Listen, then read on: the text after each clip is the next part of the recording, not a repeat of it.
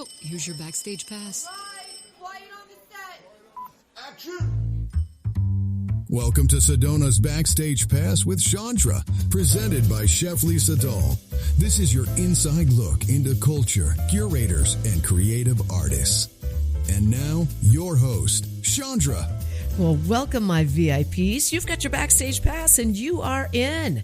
And as every Saturday at 10 a.m., when you tune in here, you get to hear behind-the-scenes stories that you'd never know about unless you came here to listen. So always Saturday at 10 a.m.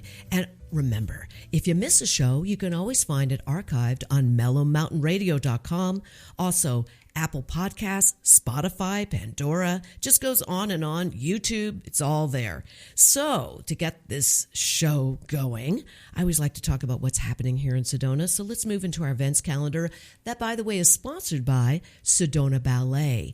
A big shout out to Winnie Munch. If you want to know more about what Sedona Ballet is all about, make sure you visit sedonaballet.org. Okay, Winnie is the executive director and founder of Sedona Ballet. So let's talk about Sedona International Film Festival and all that's going on. It's been a week now since the film festival. It was a huge success. Of course, we had a movie in it, a High School Detention, the musical, and that was so much fun, and I'll talk about that a little bit later. But let's talk about what is happening right now, today, March 14th. First of all, we have a bunch of events, a bunch of live shows. Like, for instance, at 4 p.m. today, you can go and see a one-man show of comedy and storytelling called Rick, quote, Wind Herrera. All right, so this is going to be a lot of fun. It's at 4 o'clock. And then 7:30 is the Zen Prov Comedy Group with their show, The Vortex Ate My Leprechaun, at 7:30 at Mary D. Fisher Theater. That's going to be a lot of fun. And, of course, it's a St. Patty's theme show, improv kind of thing that's going on. And, remember, St. Patty's Day is next week, coming up on the 17th, of course. Talking about that, there is a live performance by the Sun Kings acoustic duo. And what they're doing is songs of Lennon and McCartney. Guys, remember the Beatles, don't you? They're going to be doing songs at 4 o'clock on March 17th. That's a Tuesday. And Wednesday, March 18th. And that one is, I've got it backwards. Tuesday is at 7 p.m. Wednesday is at 4 p.m. Okay, so that's happening at Mary D. Fisher. And then let's see, all the films that they show over there at Mary D. Fisher Theater. So go to sedonafilmfestival.com. You'll get the whole schedule of what is happening there with the events and the films. And I might add that maybe, just maybe, some of you right now, because you're listening later on Spotify and Apple Podcasts, are attending the Sedona St. Patrick's Day event, which is the parade that happens at 10:30. So see, you might be there right now. I hope it's going very, very well. And later today at 8 p.m., there is a St. Patty's dance party. You can find all the information on Eventbrite. Just put in St. Patty's Dance Party in Sedona. The tickets are $18, and it is located at 1730 West Highway 89A. That's where the party's going to be. Then tomorrow, go and check out Sedona Symphony. They've got a program called Discovery. That's at 2 p.m. at the Sedona Performing Arts Center. It's a classical program featuring the guest violinist Jacqueline Rodenbeck. For information and tickets, you can go to sedonasymphony.org. It's like a lot going on here, always. So just check it out. All you have to do is Google Sedona events. And now, going to welcome my first guest. She just walked into the studio. I mean, literally walked in. I am thrilled right now because I love having her here. Lisa Dahl, Chef Lisa Dahl, I might add. Oh, yay.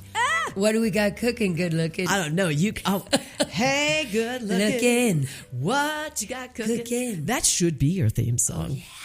I love it. If you sing it, because I sing it, my voice sucks now. God, I don't know about that. I think you've got a great voice. You know, you have that sexy, you got that sexy voice thing, kind of like, Demi Moore. You've probably heard that a million times, haven't you? Well, not like Demi Moore, but I like to hear that. Yes, I have to say, sexy voice. I have friends that say, well, don't lose your hoarseness because I like it, but I don't like it. I know you don't. I know you don't. How are you doing? I'm doing great. How are you? I'm recuperating. Yeah. That's what I want to say. From what? Well, from the film festival. Oh, yeah. Oh my gosh. And you were at the Devour. Yeah. You have to tell us about the festival, but it's a huge festival, you guys who are listening, and gals. Devour, we're going to talk about that. It's a huge event. Lisa's there, then she's running back to Sedona. You're coming back because you did all this stuff for the film festival, didn't you? Oh, it was like a 10-day whirlwind. Getting out of Devour, which, we are told prepare for 1,500 servings. Daunting. And they always tell you more than you need. But I'd say we served about 1,000. And when you see these people that come from all over, not just from Arizona, mostly Arizona, but also you'll see friends from Chicago that come, that snowbirds at that time of year. The weather, absolutely divine. Arizona Botanical Gardens, one of the most gorgeous places ever. Our booth location was amazing. And people loved what we served. Our roasted butternut apple bisque, and it won a gold medal. And then we also served a pulled pork with pineapple and all kinds of yummy toppings, pickled red onions, etc. And we won a gold on that as well. How so wonderful. There's 10 gold medals and 10 silver. And they have all kinds of other categories, but everyone really wants to line with as natural of products as they can have, especially because it's all about sustainability. So everything we used was natural, and I couldn't have asked for more in terms of reception because, it's hard, but getting the gold is what we strive for all the time, and we did. The judges were great. Then we come back. Film festival is already beginning at that time, but we become active on the Tuesday. And we have a party at Mariposa every Tuesday during the film festival. About 250 people come. And where were you, Missy? I was there. I didn't see you. I know. That's I looked for you. I knew you were working. I was there. I was in a sea of people, and also it's the first time ever that I didn't get in the middle of all the people. Yes. So I didn't even see you because I couldn't get knew through. that. I knew this seemed like more people than ever. It did to me. It is a huge amount of people. It is. I took Dev Ross. Yes. We got in there. Darn it. I know. We would have loved to have taken pictures. And you didn't even want to say hey? No, I did, but I knew you were working. I was working. That food was coming out, and it was like, and I mean, let me just say, when people know that there's a party at your place, they are so there. And I was like, Dev, you're coming with me. And we took that shuttle. It was after, it was on a Tuesday, right? If I remember right. It is. Right? We the do Tuesday the Tuesday party. every time. Yeah, and I have to say, the food is phenomenal. Thank you. This year I did a lot of different things. I know. I loved it. Yes, did you? Okay, so great. So good. And someone told me, Liz Schweiss said, I think it's less people than ever this year. And she said, because of the storms in the east and et cetera. And I'm standing back there. I can't even get through. But what I was doing is like watching from all ends, like standing in the back and kind of being a commando. And, we wear earpieces, walkie-talkies and things to communicate from a distance. Oh, I didn't know that. Because if we need something from one side of the kitchen, like we need more empanadas, we need to replenish. But it's a great experience. And all the young kids that worked with me, what we call the back waiters or the server assistants, I use them on this to get that experience, muscle memory. Instead of using servers, I use the backup troops, Yes. And that teaches them how to really know how to facilitate so that there's always someone watching. Do we need to replenish these things and do it in a seamless way? And it gives them such a great experience. But it really touched my heart. I left around 12:30, and all of the kids, I say kids, I mean the younger group, the ones that are really they're the heavy lifters, as we say. They all said, thank you for giving us this experience. We wish that we could do more events like this. I said, I don't know if I could do more events like this too often. But then 2 days later is the filmmaker event out at the Yavapai College. And I enjoyed that a lot, but that's, That's another thing altogether, and that was delicious. Thank you. We want to do different things at each event, starting with Devour, going into the film festival at Mariposa, then the donors and filmmaker luncheon that we do every year. Pat, you better be careful this year, because you're starting to exhaust me a little bit. And that's hard to do, but believe me, all that goes into that, because it's not just what will the menu be. It's how will you get to the place? How will you keep this hot? How will you keep this cold? Blah, blah. But there's a lot of mental stirrings that go on in my brain for those days. And then at the very end, the crescendo, as we called it, the icing on the cake, the pre-concert film and feast, we called it. And that was worth every bit of energy. Sunday, the March 1st, was an amazing, amazing event. So many hugs, so much gratitude. Thank you for seeing the film now for the third time. And I loved it. And you know what it was like for me to sit there with Tom on my left, Dev on my right, and both of them were teary. I know I'm like a kid, If I've seen a movie, I'm like kind of taking glimpses to the people who are watching it for the first time, because I want to see their reactions. Yeah. And both of them were touched deeply. Dev said to me, I think that is one of the best documentaries I've ever seen. Oh my God. Because, tears to my eyes. And I have to tell you, she loves children. She has 4 of her own. Yes. And we're both teachers. We're both coaches, right? And so seeing Justin and seeing that story and listening to it, it touched both of them. I mean, they were both deeply touched. I saw Tom, just seeing Tom, I could just read that in his soul that he really took it in deeply, and it touched him. Yeah, he loved it. The food was delicious too. Thank you. I mean, it was like a very long line. It was. I never got to the food part, because people were so gracious. Yes. But as they're coming out, and I'm right in the middle of that, I got to spend a lot of time talking with Deb. Yes. But there were a lot of people that actually wanted signed cookbooks, which I don't usually bring to something like that, but they did want them. And it was interesting to hear how many people were attending film festival but stayed for that very last film feast concert event. And let me tell you, they really dug the food. They dug did. The food. They dug the entire. I think it was so good. Really. I think that Pat really has something amazing in the way, even when the film festival is officially over, that last special event kind of caps it. It does. It does. And the fact that he opened it up for everyone to come. Yes. Amazing. I just have to say, it was a beautiful, beautiful event. I'm going to give you Yes. kudos for this, because I know how hard you work. You've got 6 restaurants, and then you're going to Devour, then you're running back in. You've already fed 1,000 people. That's shocking to me. Now you do the Tuesday party. I'm there. I know you're working hard. I didn't want to ask for you, because I always feel like, oh man, it's like one more thing pulling at you, right?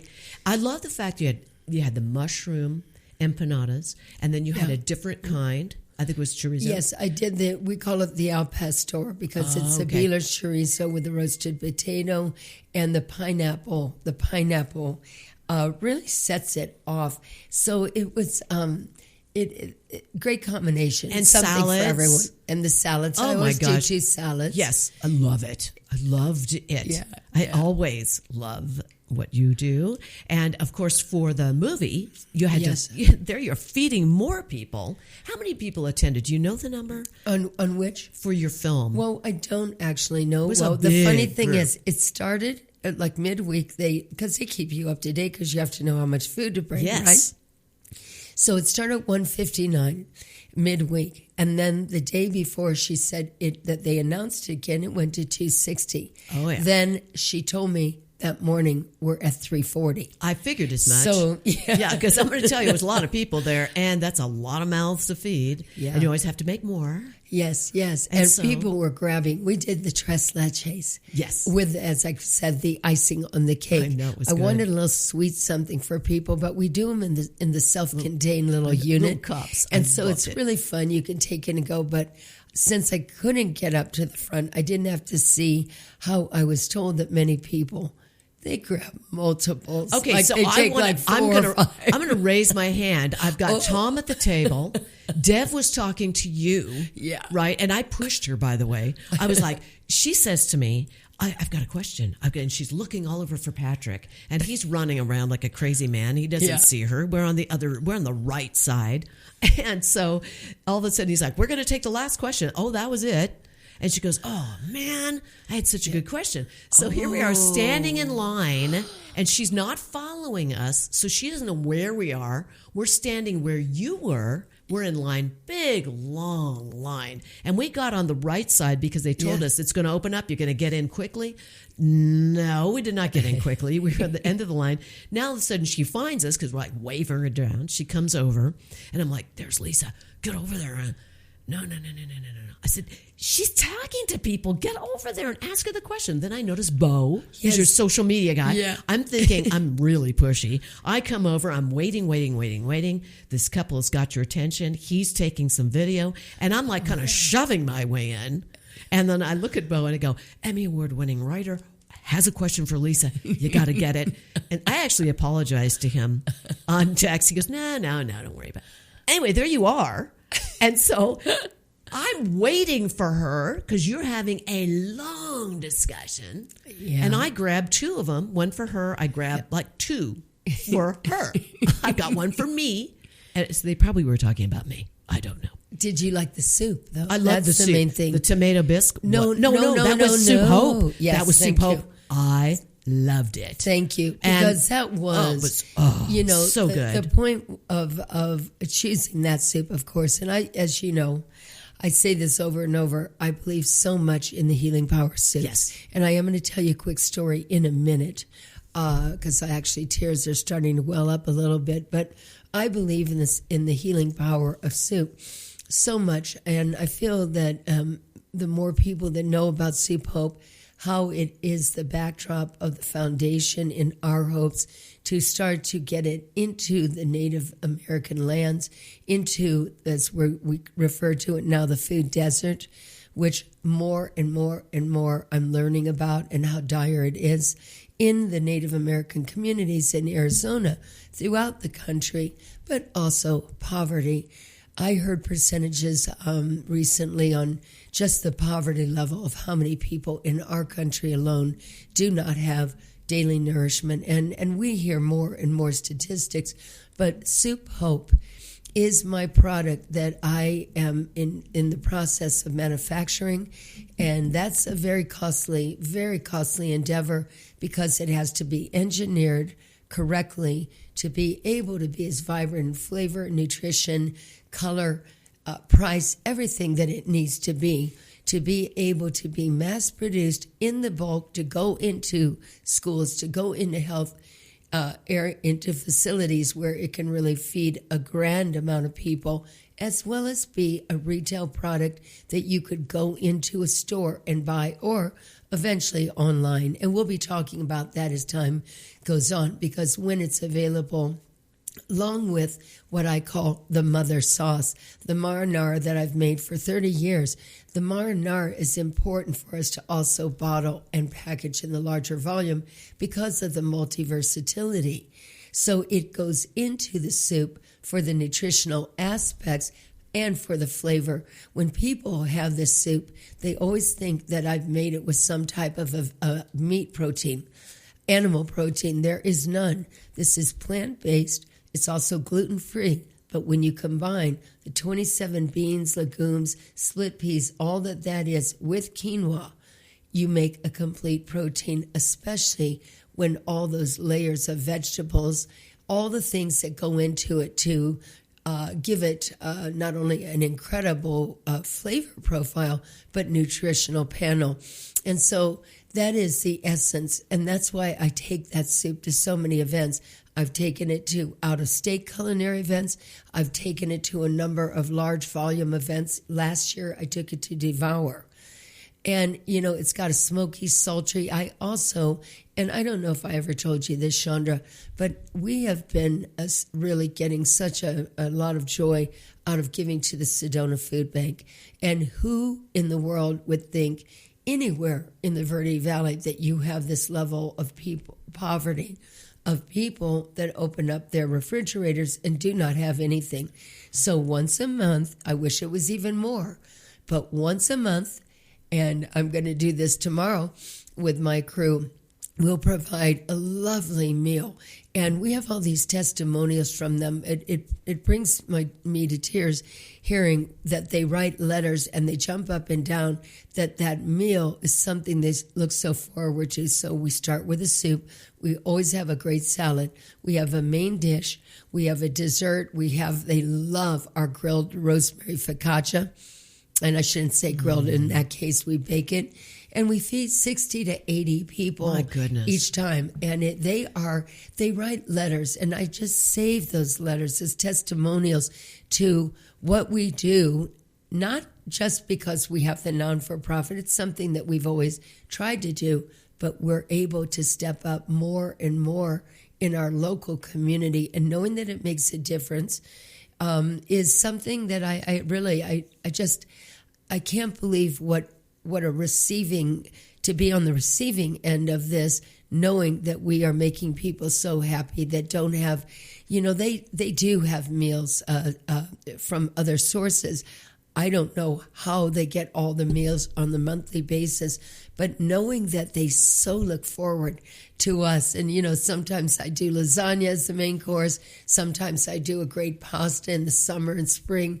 I go to lighter but great nutritional things. So it's really rewarding. I just want to thank you for all that you do. You're always involved in the community. When you do this, are you there? Well, do they get I'm a going to chance be to at see the you? next one. No, you're busy. Well, first of all, they pick up early. Okay. Which is They kind of pick it another up. challenge. Yes. And I will attend. Yeah. And I'm looking forward to that. I thought I could the last time there was actually a conflict. That will be one of my most joyful, but there's a lapse. They pick up by around 11, and then they deliver. Then they put it out at 5. Okay. And so I got to jump through a few hoops, but I will be doing it. The mantra. Let's say this: the mantra can be tasted, Yes. right?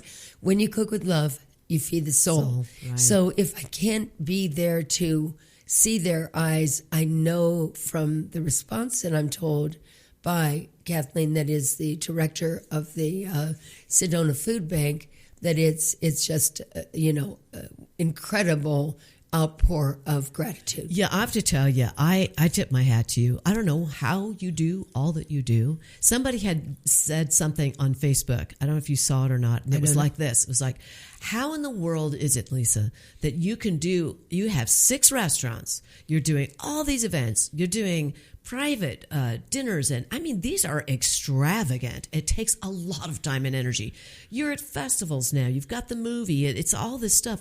How do you show up in a gown at one point to actually welcome people at God knows where? You're 6 restaurants, and you seem to be at all of them at one time. I think you have 3 clones. I don't know. Maybe you have 5 clones. I don't really understand this, but she noticed it. I always say this. I go like, Lisa's everywhere. How does she do this and look so dang good doing it? Yeah, I mean, I just have to say. Well, now, I want to know. Thank you.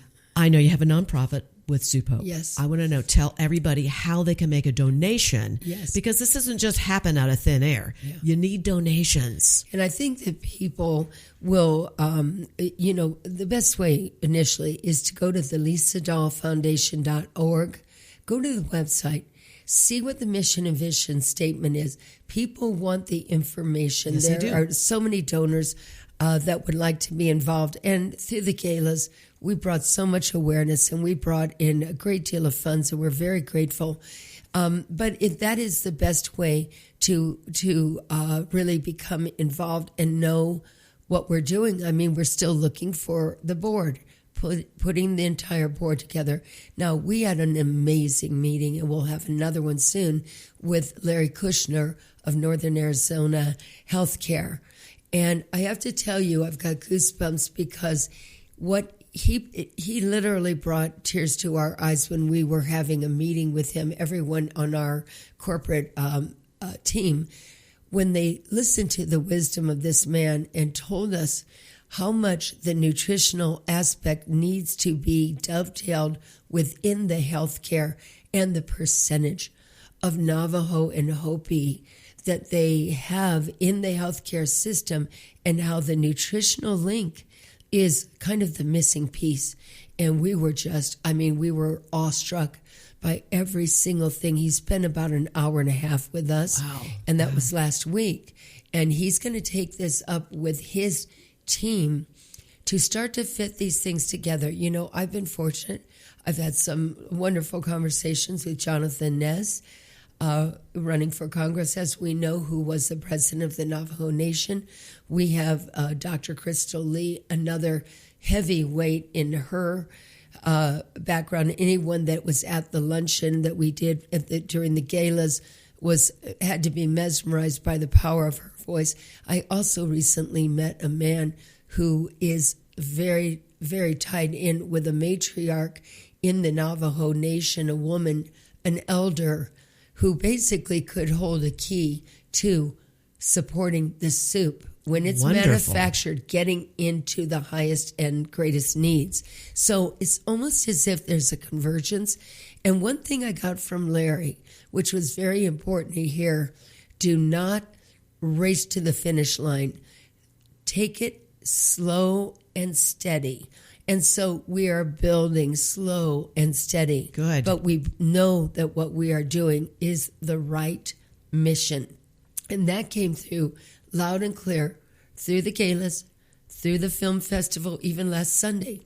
Yes. So many people coming up to me and saying, we love what you're doing. We know that the forgotten people are truly not being seen for what they go through, and how that lack of nutrition leads to alcohol addiction, leads to even things that broke my heart when he talked about how many younger people have early amputations because they've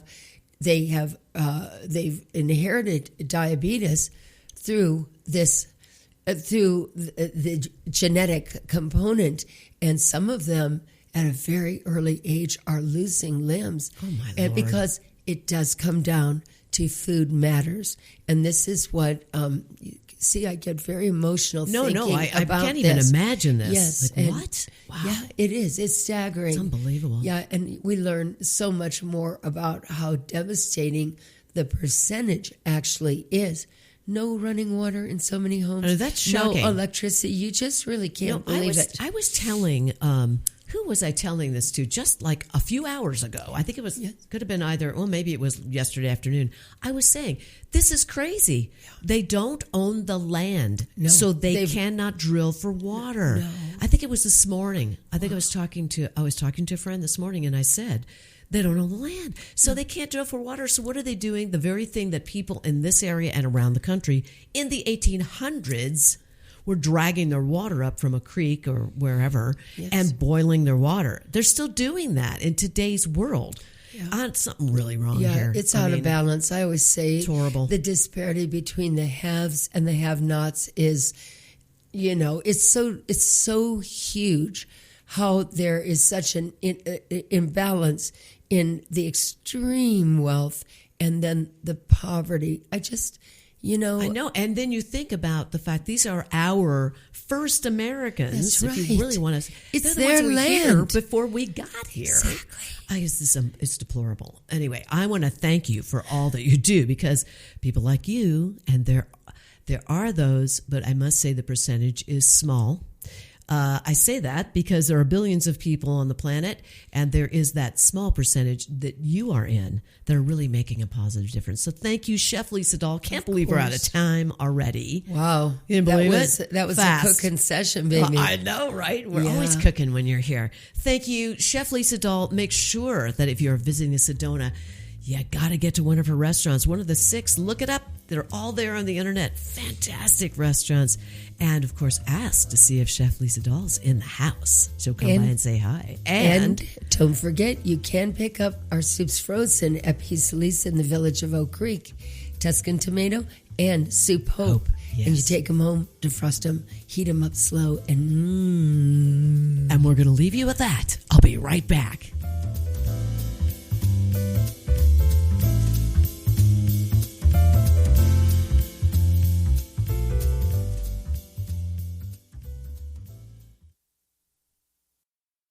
You can taste it in every bite. For over 30 years, Chef Lisa Dahl has redefined what it means to dine in Sedona, serving soulful, handcrafted cuisine inspired by love, artistry, and community. From the wood-fired kitchens of Mariposa to the couture flair of Butterfly Burger, every experience is elevated, every ingredient intentional.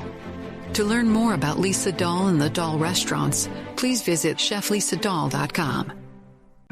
Need a clean car fast? Come to Cleaner, Quicker Car Wash. We'll have you sparkling and back on the road in minutes. Whether you're after a quick shine or a deep clean, you'll get top quality service, eco-friendly soaps, and smiles all around. Drive up, shine up, and feel good, all without slowing down your day, and look like a star in your car. Located in West Sedona on Highway 89A. For more information, visit cleanerquickercarwash.com. Here's more of Backstage Pass with Shondra, brought to you by Chef Lisa Dahl. Oh, you're in for a treat. I am in for a treat because sitting next to me is a wonderful singer, songwriter, musician who I met back in 2014, I believe. He's going to be in the living room on the 23rd of April. No, excuse me, of March. I get that confused. March 23rd, he'll be in the living room at Mary Fisher Theater. Thank you, Gary Simpkins, for being here today and just, coming out from Camp Verde. That's a drive and a half, isn't it? Yeah, I guess. You make these drives all the time. For me, it's like I go 20 minutes and go, oh, my gosh. Back in the day, in Los Angeles or San Diego, it was always a half hour to go 3 blocks. Yeah. So I don't know. What am I complaining about? How are you, man? Yeah, I'm hanging in there. It's been quite a while since we've seen each other. That living room series that you started over in the village of Oak Creek, that was a lot of fun to do. It was. I think that's where we met, wasn't it? Or how did we meet? I was thinking about this the other day. Like, what was the moment that you and I met? I know. It came back to me. The Bob Dylan concert. Do you remember that? That's right. Yeah. Yeah, it was the Bob Dylan concert over at Old Town Center for the Arts. Yeah. We were both playing solo acts, and that was in 2000. I know it was in 2013, 2012, maybe somewhere in there. And then I started it was a long time ago. Yeah, it was a while ago. My gosh, it's really been that long. Sheesh. Boy, time flies. I know. And our friend who started that. Do you still see him? You know what I'm talking about? I'm like right now lost for his name. Joe Neary. Yes, wonderful. I haven't seen Joe in years. He moved to Silver City. Yes, Joe and Chris, his wife, and they had a bookstore here, which we loved. I think it was called the Red Coyote. I think that's what it was called. Well-Read Coyote. Well-Read Coyote. Yeah, thank you. A shout out to Joe and to Chris. That's wonderful. Gosh, that's where we met, yes. And the Bob Dylan birthday concerts that used to happen. I think he's still doing them. Yeah, he is. Have you been in them? No, I haven't. Because you just said you hadn't seen him. Haven't even seen him for a long time. Oh, my gosh. So I see you there, and I think you and I were chatting. And I immediately took to you because you were funny. Your set, you did like 2 or 3 songs, I think, and you were just so good and so much fun. Yeah, we joke around a lot and do that. Was that the time that Lance was on the stage? Yes, and I don't know. All of a sudden, Lance was there, and he came out when I was playing something really big, and he started dancing with me. Yeah. That was pretty cool. That was fun. Yeah. That was a moment that I wasn't expecting. Of course, always love those moments. So tell us, what have you been doing lately? I know you have a series of your own that's in Camp Verde that takes place at the library there, right? Yeah. As a matter of fact, when you started your series, shortly as you were getting toward I think the second year of it. Yes. We started putting together, Camp Verde had just built a library. And so the library people asked me to put together some sort of a music program. And so the gal that was running the library at the time, she came up with the name Music in the Stacks, which I thought was pretty cool. Very cute. So we started out with what we call a round robin, which is a group of singer-songwriters, usually 3, and they trade off and go around for the the show lasts for a couple hours, and that's been really, really popular. In fact, the folks at the library, I was talking to them the other day, they said that's by far, we're in our 10th year now, and it's been their most successful program that they have at the library. Yeah, I was just thinking, you've continued it, and it's a beautiful thing. Whereas after 2 years of every week for 2 years, the In the Living Room music series was at the Center for Positive Living in VOC, and I brought you right in. And we worked together a lot. I mean, you were there as an artist, and then we did the big festival. Oh, yeah. The festival of all festivals. I think we had like 18 artists and 4 concerts that day. It was crazy. Crazy cool. Yeah. And you helped me with sound and kind of helping to get people in and out, and the artists quickly plugging in, and it's quite a thing, Any festival is.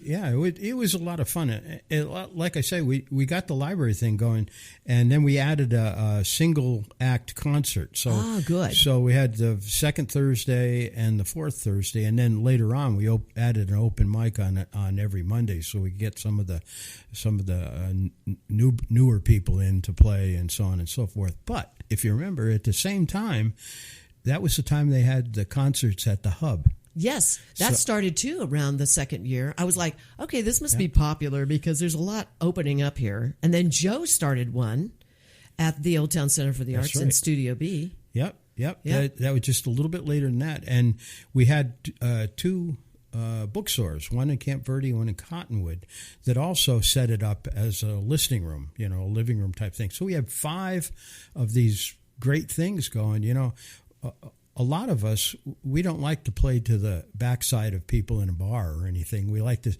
people to, to listen to us while they're watching us and ask questions if they want or whatever. But for a lot of us, that's what really makes us feel like we're entertaining. Yeah, I tell people a lot. People don't realize how difficult it is to work in a club. Whether you're a band, and really difficult when you're a single, and I know you did it for years, and it's hard. Tell everybody about it.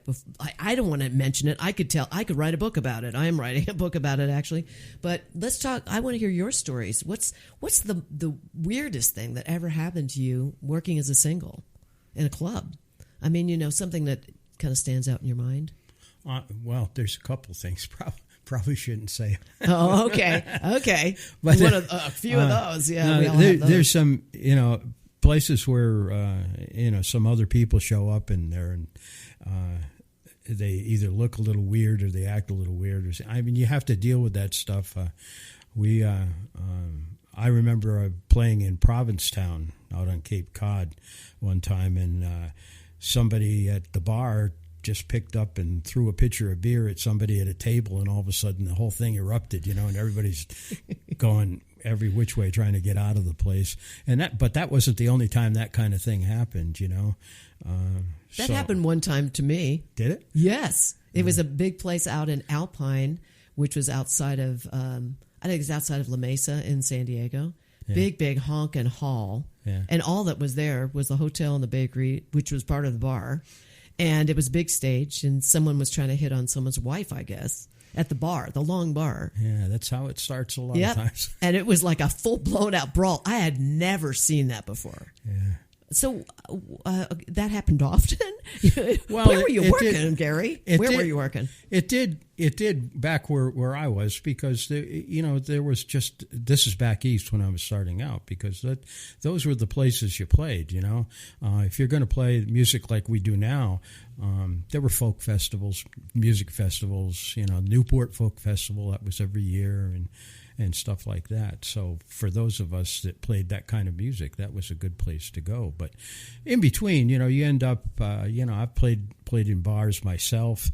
I've played bass for people in bars, percussion, and other stuff. And it's just the way it unfolded at that time, That's something. There was a lot of topical stuff going on, had singer-songwriters, had Pete Seeger, Bob Dylan, Joan Baez, Phil Oakes, Tom Paxton, all those people that wrote topical songs about all the this, that, and the other thing that were going on at the time, mostly political.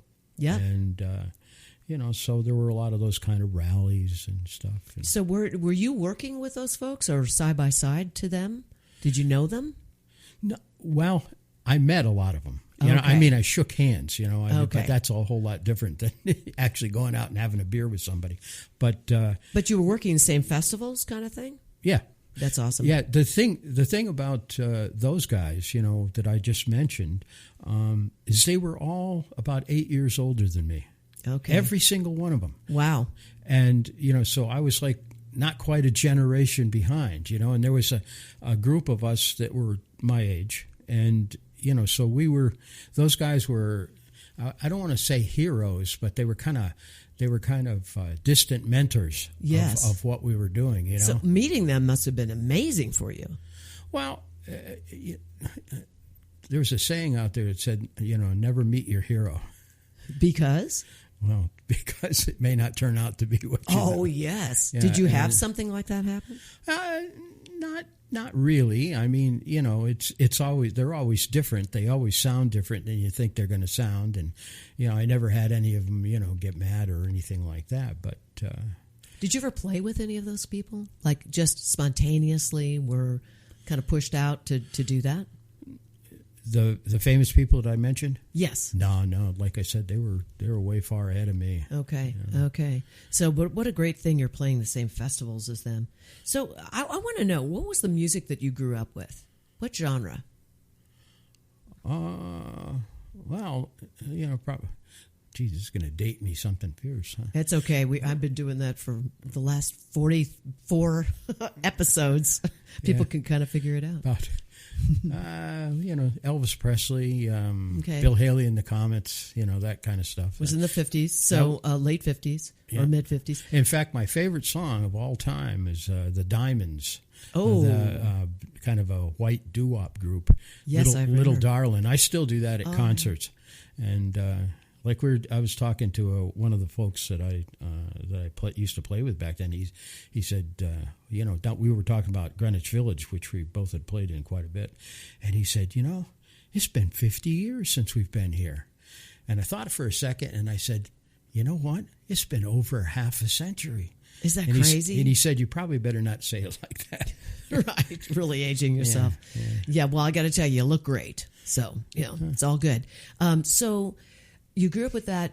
Was that the only kind of, like, as you grew up, what music did you go leaning towards? Was it rock? We're talking like 60s, 70s, 80s. How did you feel about the music changing? Because the music changes all the time. Well, when I started playing music, I was, I think, a junior, maybe a sophomore in high school. In fact, I remember it so well. I was laying in my bed with a little transistor radio next to me, and I heard Joan Baez singing. Oh yeah, and she happened to be singing a song that had great chord progression. I said, I got to do that. And so my dad had a guitar, and so I pulled it out and I tuned the strings to where it was. I thought it was okay. I was kind of goofing around with it. After about a month or so of doing that, my dad came up to me and said, you know what? Let me have that guitar. I'll tune it. It'll sound a whole lot better. That was probably driving him nuts. But that was the start. And I played the Kingston Trio stuff. And oh, that's cool. Ian and Sylvia were big influences on what I did. Ian just died a couple of years ago. In fact, if so much of an influence, I named my oldest son after Ian. Wow. Well, you've got more than one. Three. Yeah. Fantastic. Well, so now, did you ever get into country at all? Did you ever get into any of hard rock? I mean, I'm really curious to the other influences as you're growing as a musician. Well, at the time, kind of hand in hand with the folk music was bluegrass. So I did play a little bit of bluegrass, but all the bluegrass people are going to hate me for saying this, but it just sounded the same over and over and over again. And so I played for a couple of years, but I kept playing the folk music on the side, and then a couple of years later, I started doing quite a bit of country stuff with people, and that's when I started singing harmony with other people and playing bass and that kind of thing, and I played that for a while until I guess that kind of wore out too. And but the folk music, singer songwriter stuff, that never went away. That always stayed with me, and I to this day there's still songs I played in the '60s that I still do. So let me ask you about this. I'm curious. How old were you when you first wrote your own song? Oh gosh, I don't know. I mean, do you remember what song you don't remember what song it was, huh? No. I've got a lot of that stuff. I wrote a bunch of songs and I filed them away in a big file, and it's somewhere in one of my cabinets at home. But I go through and write any number of songs, but I think about them and I say, nah, that means something to me, but it might not mean anything to anybody else. So I try to play when I'm doing any kind of concert myself. I do pretty much, maybe less than a half a dozen of my own songs, and they're always ones that I know that other people are gonna like. I don't know. Do you remember me playing "Stay Low, Move Fast"? Yes, that's one of my favorites of yours. I hope you play that on the 23rd. I love that song. Very cool. I will play it. But that's one of my most requested songs. So that and the other ones are kind of like that. People, they've heard them and they like them, and so they ask me to do them again. Did you ever have any CDs out? Yeah. Okay. I'm out of them now. Oh darn! Well, a lot of is your music available on Apple Music and no. I haven't. So you don't have downloads. No. Okay. No, I did way back when I put out a 45. Oh, yeah! Yay! And that got a lot of airplay in a lot of the restaurants and bars and stuff in Connecticut and Massachusetts and stuff. And that's so cool. But that kind of dates me, It does. But let me just say something about that. That is the coolest thing ever to be able to say that. And vinyl's coming back. It's come back now for quite a while, actually. Yeah, I'm glad it has. I'm glad that I still have all my record playing stuff in about probably 1,500 albums, So yeah, that's amazing. That's wonderful. So I've got a question for you. Let's just hypothetically say that you do get to quote heaven, because you're an ornery guy too. I mean, in a fun way. I don't mean in a bad way. I mean, you're just funny and you're just so spontaneous, and I love you for that. It's just lovely. Is that the name of a local bar? Yeah, it is. How did you know that? See, there it is. Okay, now let's say that there you are, the pearly gates. Who are you going to go find musically? Who's the person you want to go meet immediately? If you could just be there for one day, let's just say, you just get to choose anybody you want to meet musically. Who is it going to be? Oh, gee. Because I have my answer. Yeah. I didn't before, but I do now. I don't know. I can't honestly answer that question. Okay. I would like to say, something like Ian Tyson, the guy that I was talking about. You named your son. But I have met him, and there's, I don't know. I mean, let me just say, here we are. We've run out of time. So you're going to answer this question. I want you to think about it, because you're going to be at the In the Living Room Music Series on March 23rd. That's a Monday, you guys. And go to SedonaFilmFestival.com. You can pick up your tickets right now. It is posted there. The poster, all the information. And you're going to get a chance to ask Gary questions during his concert. That is the concept. And Gary, thank you for being in here. Now, I know you're gonna play a song for us. Tell us a little bit about it. Okay. This was an idea of a guy named Pat Chamberlain. I used to tour around between Pittsburgh and New York and New Haven and Boston. And there were a lot of street singers. And this just happened to be one about one of the street singers that we knew. But there were an awful lot of them. It could be about almost any one of them. Pat's no longer with us, and so I guess that leaves me here to do the song.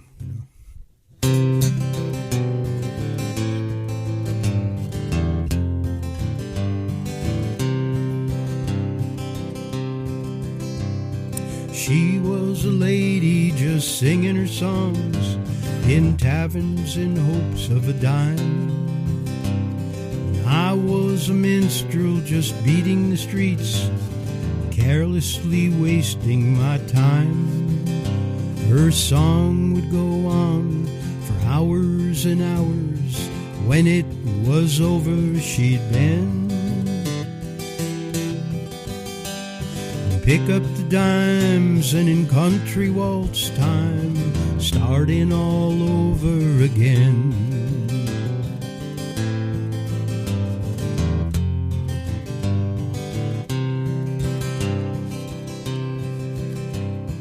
People were pretty in the places we played. Their clothes, they were right up to time. If she'd have stayed, I've no doubt we'd have made success at least of some kind. I'm in the city, she to the country did fly. I've kept with my singing, I like it, if you've wondered why.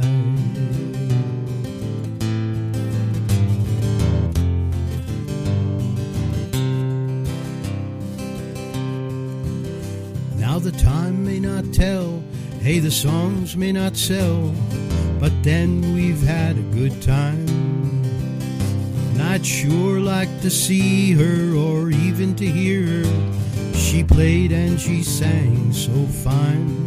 And I'm in the city, doubt that I'll leave for a while. Still it gets in my veins, I can hear her refrains, I can see her pretty smile. Yes, she was a lady, so young and quite crazy, off to the country she'd fly.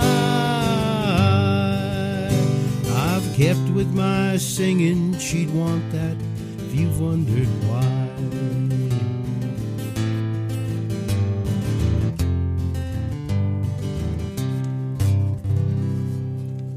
Gary Simpkins. Thank you, Gary, so much for being here today. Remember, everybody, in the Living Room Music Series, March 23rd at 7 p.m. at Mary Fisher Theater. Thank you, Gary. You've explored the trails, stood in awe of the red rocks. Now, discover how Sedona became Sedona. The Sedona Heritage Museum tells the story of Red Rock country, from ancient cultures to today's vibrant community. It's interactive, family-friendly, and open year-round, indoors and out. Sedona Heritage Museum, preserving and sharing the soul of Red Rock country. Plan your visit at sedonamuseum.org or call 928-282-7038. Take a deep breath, then let it go. At Sedona's New Day Spa, your escape begins the moment you arrive. Enjoy luxurious massages, rejuvenating facials, and native-inspired body treatments. Every moment is designed to restore balance and renew your spirit. Voted Sedona's Best Day Spa, this is more than self-care. It's your sanctuary. Book your experience today at SedonaNewDaySpa.com or call 928-282-7502. When your project demands precision, experience, and trust, turn to Sefton Engineering Consultants. From expert civil engineering to construction management, we deliver real-world solutions that stand the test of time. With over 30 years in the business, Luke Sefton's team is committed to getting your project done right, on time, and on budget. Sefton Engineering Consultants. Reliable, experienced, personal. Learn more at SeftonEngineeringConsultants.com. Here's more of Backstage Pass with Shondra, brought to you by Chef Lisa Dahl. Oh my gosh, I absolutely love doing this show. It's so much fun. Oh, you know what this means? It means it's time for my shameless Shondra spot. Well, I want to talk to you about two things that happened. Okay, as you know, I've been talking about the premiere of our movie musical, High School Detention, the musical, that happened at the Sedona International Film Festival at the Sedona Performing Arts Center on Saturday, February 28th. Well, it went great. That's the first thing I want to tell you about. And also I want to mention that our demographics of kids from age of like 10 years old to about 14 saw a premiere of this film on Tuesday, and it was so cool.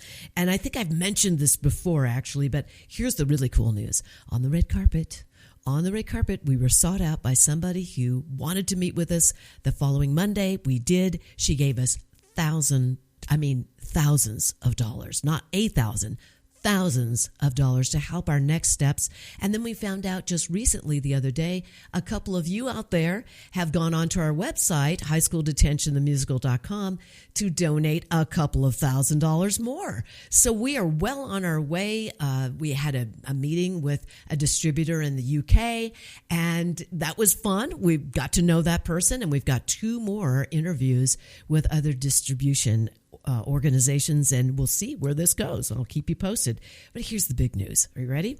Go to Spotify, go to Apple Music, and put in the search box High School Detention, the musical, because our soundtrack was just released this past week. So I'm really excited about that. So please go and listen to our music. You'll even find a bonus track that Sarah Orbe, who plays our big bully in the movie, who does a spoken word that I wrote. She didn't have a song in the movie. And Chris Ising, my arranger, our arranger of this musical, actually, he and I co-wrote it. And Sarah sang it. So it's called Talk to Me. Make sure you check that out. Remember, share. High School Musical, High School Musical Detention, the album soundtrack, and visit highschooldetentionthemusical.com.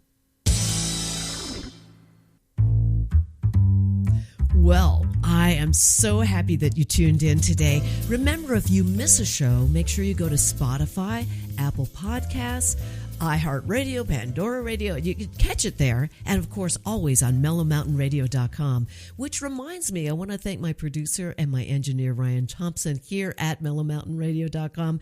Thank you, Ryan, for all that you do, making this show sound so good. And I also want to thank my sponsors. Without them, I wouldn't be able to do this show. So I want to thank Sefton Engineering, Sedona Heritage Museum, Cleaner Quicker Car Wash, Sedona New Day Spa, Sedona Ballet, and my presenting sponsor, the Dahl Restaurant Group, and of course, the beautiful chef, Lisa Dahl. Thank you guys so much. Also want to thank the owner of mellowmountainradio.com and KAZM 106.5 FM and 780 AM. Remember to tune in. Get your VIP pass ready. Be with me every Saturday at 10 a.m. And I will see you next week.